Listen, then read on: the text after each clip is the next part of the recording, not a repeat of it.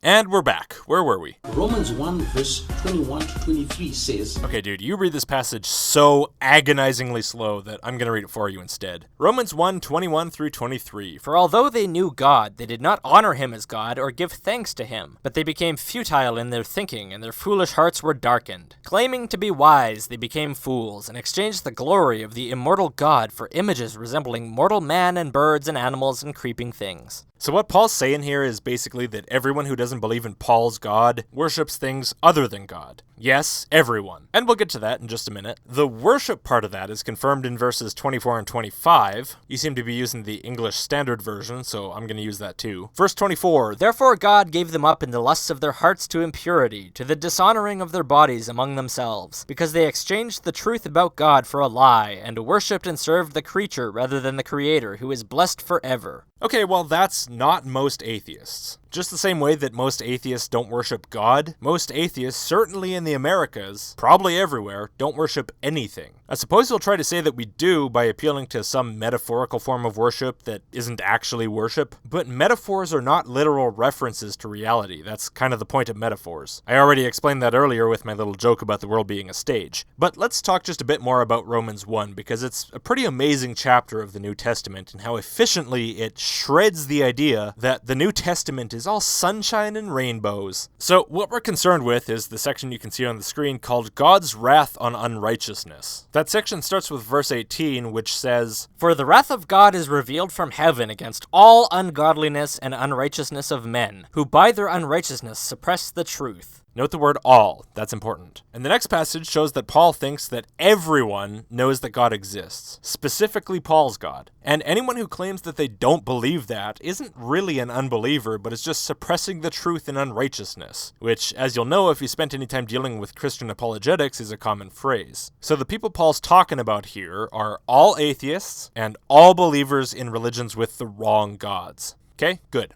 19. For what can be known about God is plain to them, because God has shown it to them. For his invisible attributes, namely his eternal power and divine nature, have been clearly perceived, ever since the creation of the world, in the things that have been made. So they are without excuse. So in other words, look at the clouds, look at the trees, wow. How'd that get there? Therefore, you have no excuse to not believe in my God, and if you don't, he's gonna be pissed. Oh yeah, great start, man. The argument from Shrug. Then comes the bit about idolatry that we already covered. He's bitching about the Romans who don't believe in the sort of God that Paul believes in and worship things that he figures are part of the creation rather than the creator. But what really gets to him is that although they knew God, they did not honor him as God or give thanks to him. In other words, everyone knows I'm right. I mean, it's so obvious to me that I'm right. So how could it not be obvious to everyone else on the planet that I'm right? Right? Yeah, Paul, totally. That's just how it works, man.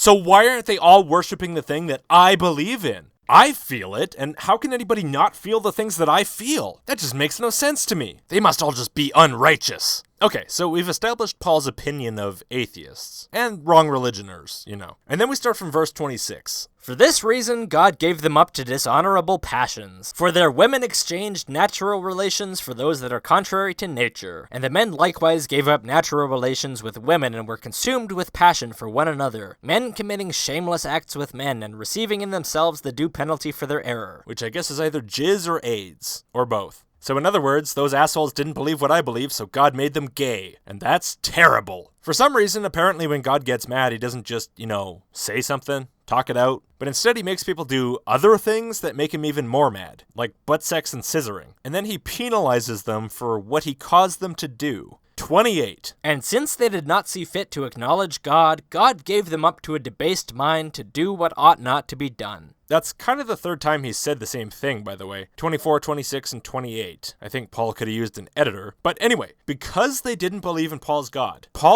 fucked with their minds and made them do things he thought they shouldn't do. Which doesn't make much sense, since if he really thought they shouldn't do it, he probably shouldn't have made them do it. And yeah, he did in fact make them do it. Remember, we're talking about God here, the cause of all things. The person who personally crafted every single event that ever happens in the universe, knowing full well ahead of time what was going to happen. But just putting that aside for a second and pretending that we're not dealing with the omnipotent, omniscient creator of the universe, this basically says he crafted a scenario in which if God gives up someone's mind, they're gonna do what he dislikes, and then God gave up their minds and then got mad when they did what he disliked. It's like saying that God created gravity and then he held someone over a cliff, and then when he let go and they fell, he got mad at them. So, God's handcrafted a bunch of disbelievers and then turned them all gay because apparently that's how reality works in Paul's damaged little head. And now, starting with verse 29, we get a list of all the other things God made these people do because he made them unbelievers. They were filled, Or, more accurately, God filled them, with all manner of unrighteousness, evil, covetousness, malice. He filled them with envy, murder, strife, deceit, maliciousness. He made them gossips, slanderers, haters of God, insolent, haughty, boastful, inventors of evil, disobedient to parents, foolish, faithless, heartless, ruthless. And now after all that, we reach the statement that absolutely destroys the claim that the New Testament is so much better than the Old. None of the mean stuff is in there, and it's so much better than the Quran. None of the crazy shit from the Quran could possibly be in the New Testament. Yeah, right. 32. Though they know God's righteous decree that those who practice such things deserve to die, they not only do them, but give approval to those who practice them. Anyone who envies deserves to die. Anyone who gossips deserves to die. Anyone who lies deserves to die. Anyone who's insolent deserves to die. Anyone who boasts deserves to die. Anyone who disobeys their parents deserves to die. Anyone who covets deserves to die. Anyone who disapproves of a God like this deserves to die. Anyone who's foolish deserves to die. And it gets even worse in translations like the King James Bible, where anyone who debates deserves to die. Anyone who is without natural affection deserves to die. Anyone who fornicates deserves to die. Madness. Christians, let me thank you for disregarding what your holy book actually says and choosing to live more or less like civilized people, because the idea that any of those crimes deserve the death penalty is fucking barbaric. And no, I don't give a flying fuck about apologetics that go along the lines of, yeah, they deserve to die because all sinners deserve death, but we're not supposed to execute them, only God can judge. And God chose to save us through Jesus instead of punishing us. Or some other bullshit. I really don't care, man. If you agree that minor offenses like those mean you deserve to die, whether you think we should actually execute people for that or not, take a good hard look at yourself and realize you're one sick motherfucker who holds the same attitudes towards people as an Islamic suicide bomber does. I mean, if you actually agree with these statements, and I mean accept them as true in your very core, not just pay lip service to them, then your response, if some maniac murders your child, to be consistent with this should be, well, yeah, maybe the murderer was a bad guy because he should have let God handle it, but that little shit kid was envious of his friend for having an Xbox, so he had it coming.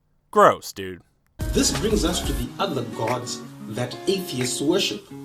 They worship the animals, as stated in Romans 1 verse 23. I like that you can read a list including humans and various sorts of animals and read it as just the animals. That's actually kind of cool. I didn't figure you were the type to classify humans as animals, but I guess you are. Awesome. But yeah, it does say that, and since that's plainly false about the vast number of atheists, myself included, who don't worship anything at all, Paul's just proven himself wrong to every single atheist who knows what's in their own head and knows they don't worship anything. His statements here confirm that he's just an idiot making shit up, and you're an idiot too for believing him. Try talking to an atheist for once, without assuming that you can read their mind. Why on earth would I worship animals? I have a family, dude. I don't have time to sit around lighting incense and praying to my cat. And even if I did, I wouldn't because he's a fucking idiot. And other animals hardly even cross my mind unless I'm eating them or killing a bug. And as for mortal man, hey, you're a mortal man. Paul's a mortal man. You can both suck my balls. You and everyone else can get fucked if you think I'm gonna revere you and kneel before you. They're convinced. No, of course not. You're just going to assume I'm lying to you or come up with some other excuse to keep on believing lies. It sure is ironic that Paul insisted that slanderers, inventors of evil, and deceivers deserve to die when he was every one of those things himself. Most religions have people who worship God or gods whom they believe to be the source of life and the reason for their human existence. I'm not sure the percentage of religions through all time that have had a creator god, but I'll accept it because it's a large number at least. So yeah, people who believe in gods, but how does that apply to atheists? Atheists, by the definition of the word, don't believe in any gods. Zero. If they believe in any more than zero, they're theists. For example, in Christianity, we believe that the source of life, the source of our human existence, is through the hands of the God of the Bible. Right. You believe that the source of life and human existence is a god, which is why you're a theist. And on the other hand, atheists can't believe that because if they do, they by definition aren't atheists. So either we have to believe that the source of life and human existence is something that is not a god, or have no belief at all about where those things came from, or relabel ourselves as theists because the label atheist does not apply. However, with atheism, the source of human existence is not God. Right, and not only not your god, but not any god. Because if it's a god, some intelligent, superpowered, supernatural being that willfully creates things, then that person is not an atheist. Thank you for confirming that you do in fact understand this, because for a second there I was thinking you might not even understand that mind-numbingly simple fact about words. But according to atheists, the source of human existence are the other animals, with the theory of evolution being the main doctrine. Oh, right, never mind. I forgot you said this before. This brings us to the other gods that atheists worship. They worship the animals. Okay, I need a second to organize my thoughts before I start into this, because there's not even one single way in which this statement is not profoundly stupid. Okay, that's enough. Firstly, the phrase source of human existence is not a synonym for God. You can believe that no gods exist and believe that there is a source for human existence. As you mentioned, many religious people believe the source is one or more gods, but that doesn't mean that just believing that there is a source means the source you believe in has to be a god. Here's an example. I believe that the human species originated somehow, but it was not done by a god. What? How is it even possible? How can that sentence even be syntactically correct? You're blowing my tiny mind, Logicked. Well, it's quite elementary, my dear loud music guy. The fact that gods form a subset of proposed sources of human existence does not mean the entire set becomes gods, regardless of what other subsets that set might contain, just because that's the subset that you happen to approve of. This isn't like throwing a red shirt in a white wash. One thing doesn't change the color of all the other things. Seriously, dude, you're a fucking adult. How in the hell are you confused? Look at the picture on the screen. It's a couple circles. It's not complicated. Oh, and by the way, dude, things people worship isn't a synonym for God either. Here, look at the picture. Wow! And also, things people think are the source of human existence is not synonymous with things people worship either. Look at the picture again. Whoa!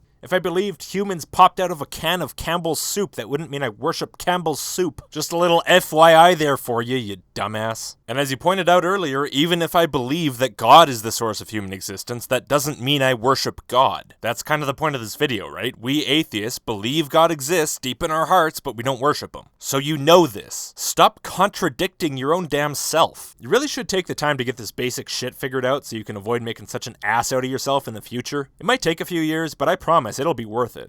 Okay, what's next? Well, let's get the simple one out of the way here. Evolution is not a doctrine of atheism. Like I said way earlier in the video, you can have any beliefs or no beliefs, and as long as none of those beliefs are a God exists, you're an atheist. So you can be an atheist just fine without believing in evolution, and many atheists don't believe in it. And atheism makes no claims at all about the origins of anything. It's a simple label of negation. See that thing over there? I'm not that thing. It says nothing about what you are. And once again, I find myself baffled how a grown-ass man can't understand the difference between atheist as a label for anyone with any beliefs except for a belief in gods, and the prevalent scientific view on human origins. Those things are totally different and not even related, dude. Sure, plenty of atheists accept the implications of the scientific evidence, just like many Christians accept that cars have engines, but that doesn't mean that science is part of atheism, or that automotive technicianism is a part of Christianity. How do you even remember to breathe?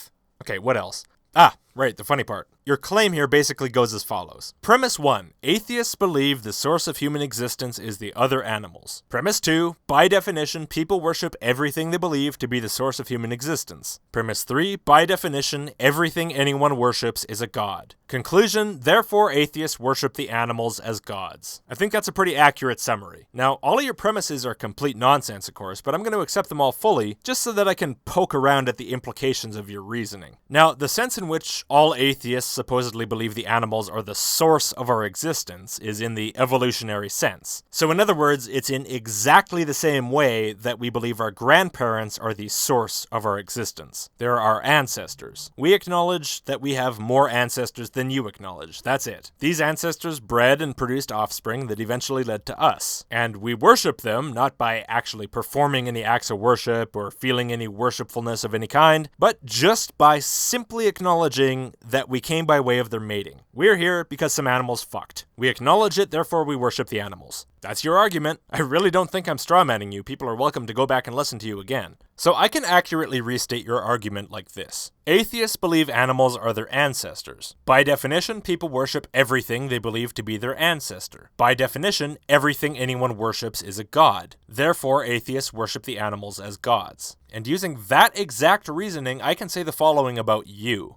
You, loud music guy, believe your grandparents are your ancestors. By definition, people worship everything they believe to be their ancestor. By definition, everything anyone worships is a god. Therefore, you worship your grandparents as gods. It's fascinating to hear through your own argument that you think your grandparents are gods and you worship them. I wouldn't think you would admit to something like that, but it's an implication of the reasoning that you made up all by yourself and put out there publicly. Clearly, you really stand by this. Now, you're more than welcome to dispute this, of course, but just be aware that by disputing this, you're also disputing your own original argument for why atheists worship animals, thus proving that you're full of shit. By the way, your reasoning here also means that you worship every single human in your entire bloodline all the way back to, presumably, Adam and Eve. And remember what Paul said about people who worship mortal men. And you worship a fuck of a lot of them. I don't think God's gonna be very happy with you. It's even more interesting when you consider that if you mean that atheists worship currently existing animals, that's more akin to worshiping all of your distant cousins, most of whom you've never even met or heard of, simply because you acknowledge that you have cousins. So do you worship your cousins too, loud music guy? But here's where it gets really funny, because you don't claim that we worship the animals just because they're our ancestors. In fact, you claim that we worship them because we believe that we came from them. We acknowledge the simple fact that they were involved in the chain of reproduction that led to our births, and acknowledging that about anything apparently means that we worship it. Well, loud music guy, unless you're a very, how do I put this, ill-informed sort of fellow, I bet that you believe that thousands of penises had some involvement in the chain of reproduction that led to your birth. And therefore, by your own reasoning, you worship cock. And not just any cock, but your dad's cock and your grandpa's cock. Jesus, loud music guy, I thought you weren't gay. In fact, I thought you didn't like doing things God disapproves of. God hates the sin of homosexuality. And now here you are admitting through your own reasoning that you're not just gay, but incestuous as well? Oh, loud music guy, how could you do this to God? Oh, Paul would be rolling in his grave. What would he say? You should be ashamed of yourself. Are you starting to see the problem here? Because if that doesn't make it clear, I don't know what will. And this is another reason why atheism is a religion. Most religions have a set of beliefs. No. All religions are a set of beliefs. That's what a religion is. Which, by the way, is why atheism couldn't be a religion even if we wanted it to. We could certainly build a non-theistic religion, but that wouldn't change the fact that disbelief in theism, or disbelief in anything, is in and of itself not a religion. But you know what, though? It's okay. I'm super happy for you to assign a bunch of nonsense to atheism and religify it, as long as you keep on using that reasoning that says you're an incestuous cock worshipper. The thought of anti-gay Christians stepping in that trap is just too entertaining for me to bother correcting you, man. If atheism has to be a religion for me to experience the joy of that, then so be it. Most religions have a doctrine about life and the origin of life, for which it takes faith to believe in that doctrine. Faith, yeah. And deep-throating. The truth is, evolution cannot be proved. Yeah, listen, man, I'm kind of already winding down after all that brilliant self-abuse you just performed, and I'm really not interested in having a Kent Hovind type of discussion with you. I'm gonna save that for my actual Hovind videos, but thanks for the offer, though, okay? There is no observable evidence for evolution. Not observable without being afraid that God will get mad at you, you mean? There is no scientific evidence for the origin of life in relation to the Big Bang. It doesn't even make sense as a statement, dude. The origin of life isn't related to the Big Bang, except maybe in the sense of being chronologically later, so why would the evidence be related at all? What do you even think you're saying? Therefore, atheism requires faith, just like many religions. Things that aren't related to atheism don't have evidence that you're willing to observe, and there's no evidence for the origin of life in relation to the Big Bang, and therefore atheism requires faith. Okay, I can see you're a lost cause at this point. I'm not even gonna bother. So is atheism a religion? Yes, it is.